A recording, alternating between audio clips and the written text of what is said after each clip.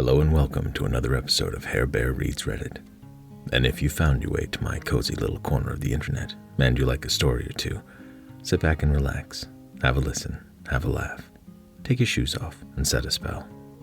Now, any of us that has worked a customer service job has probably dreamed of being able to tell off certain customers, but unfortunately it's not something you can do very often and keep your job.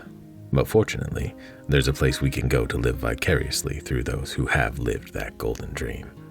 r/I don't work here lady. Our first story is titled, At Your Service, Sir, posted by Training Winner 8595. I was invited by an environmental firm to a private happy hour for new clients. The place was beautiful, a private restaurant with a reserved balcony overlooking the beach with a perfect sunset view of the Southern California waterfront. I was feeling great about my life, celebrating with likewise professionals and networking with new clients. I finally felt I have made it in life and living the American dream. At the end of the evening, I went to the valet counter to pay and retrieve my car. As I was waiting, I was talking to my wingman. Here comes a fast-driving, frustrated, aggressive driver quickly pulling up in his entitled 1995 tired and worn-out Mercedes with the yellow seats and gold trim that once said, "Look out, ladies, I have arrived." He immediately gave me a dirty stare down, looked at me up and down multiple times. I ignored him and continued my conversation with my coworker. Finally, the guy got frustrated and said in a stern, loud voice for all to hear, "Excuse me, senor, aren't you going to park my car?" in a tone that was clearly disappointed in my disrespectful customer service, and I want to talk to my manager tone. I turned my head to his direction and said, "I'd love to, but I don't work here." At that moment, my newer model, spotless 2023 car arrived, and I couldn't help but look at him again as I got in my car and tipped the valet. His facial expression was priceless as he quickly noticed he racially profiled a guy with a better car. To his defense, I am Mexican, and I happen to wear a black coat, shirt, and pants. I get this a lot living in Southern California. At times I feel guilty and my body wants to jump into action with an apologetic posture and a "don't fire me" submissive facial expression. I don't know about any of you, but this story is kind of ringing my cool story bro alarm bells. It may be true, it very well might be true, but it seems a bit pat for me. What do you think? Our next story is titled, I'm Just the Dependent, posted by A Quiet Borderline. It's time to go back to the land of I don't work here lady. My friend Belle is now retired, but for many years she was an army officer. Her husband, Adam, was a civilian police officer. Given the nature of their jobs, at least until Adam was forced to retire due to an injury he sustained in the line of duty, they were both very busy, especially early in their careers, so the times they had days off together were a special event.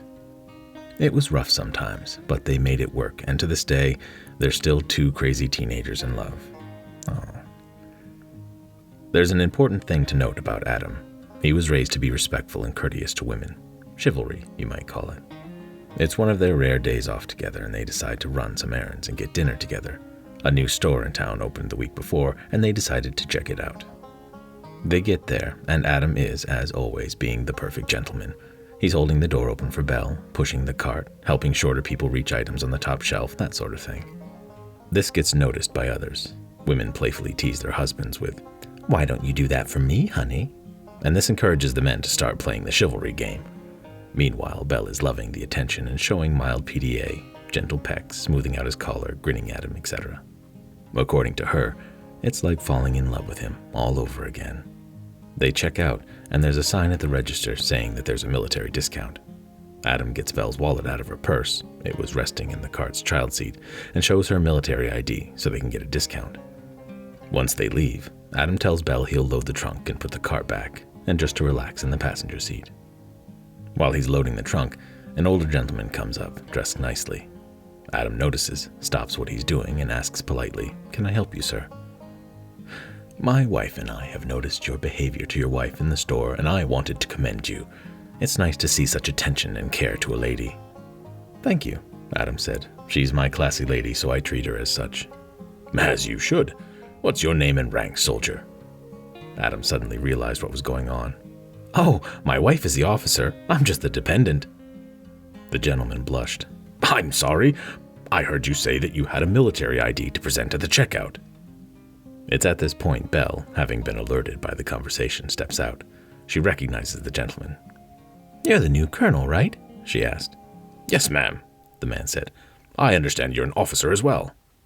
Belle introduced everyone. The good colonel then said to Belle, "You've trained your husband well. It's nice to see a dependent who doesn't wear their spouse's rank." Adam smiled and joked. "She told me she'd use me for target practice and bury me in an unmarked grave on base if I ever thought of pulling a stunt like that. And yes, she's a better shot than I am." The colonel laughed and they talked for a couple of minutes before parting ways. Belle still teases Adam about it, saying, "Are you sure you're not an officer?" This one turned out to be a lot cuter than I expected. This was really nice. It's a nice change of pace sometimes when you don't get somebody entitled and angry, and it's just a cute little misunderstanding. And when everyone can walk away from it still friends. I love that. I like that a lot. And apparently Adam and Belle stories are a series. Me Folly comments, "The more I hear about Belle and Adam, the more I wish I could invite them for dinner."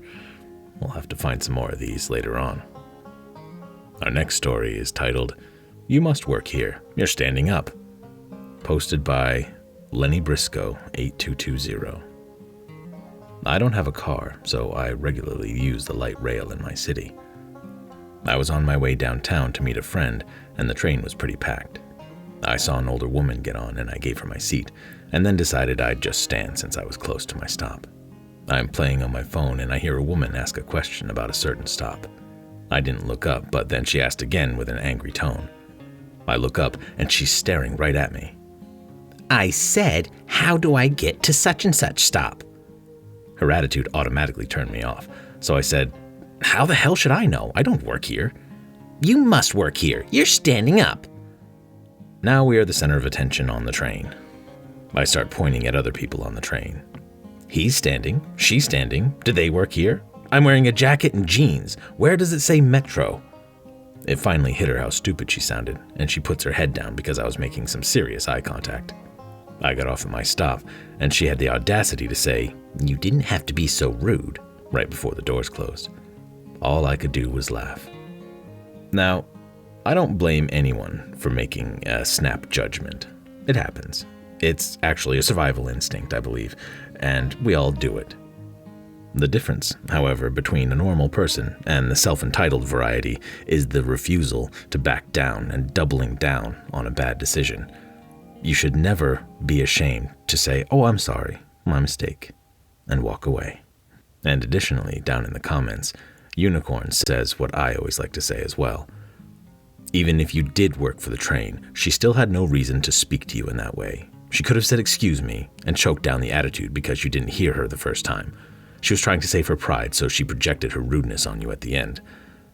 Even if someone does happen to be an employee, there's no reason to be rude.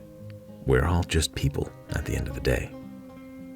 Has something like this ever happened to you? Has someone mistaken you for a worker where you're just a customer as well? Did they back down or double down? If you have a story, leave it in the comments and share it with us. And if you like this video, make sure you slap a paw on the like and subscribe button for more. And hopefully, we'll see you all in the next one.